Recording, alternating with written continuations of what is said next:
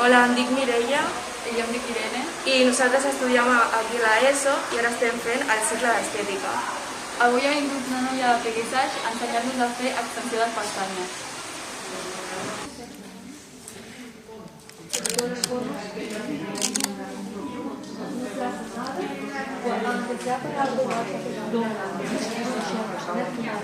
Hola, soy Julia, me llamo Julia, soy la formadora oficial de la marca Peguissage, es una marca de cosméticos francesa y estamos trabajando en este colegio con las chicas hoy estamos trabajando sobre la formación de extensiones de las pestañas.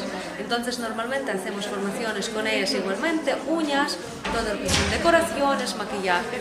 Y hoy las chicas están trabajando totalmente sobre las técnicas de extensiones de las pestañas. Imagino que todo vaya muy bien y estamos súper contentas de aprovechar estas formaciones en periodo de confinamiento. El ramito por hacer. ¿Por qué? Porque lo puedes controlar tú. Claro, además que se ve muchísimo más. Si miramos una mirada de aquí, ves cómo has vestido el ojo, que está muy bien. De pegamento bien, así que muy bien. Y también.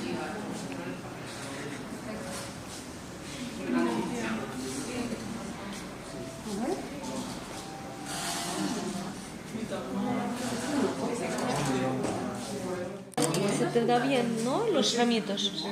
Porque veo que se han pegado también. Me gustan más los ramitos que los pelitos. ¿Así?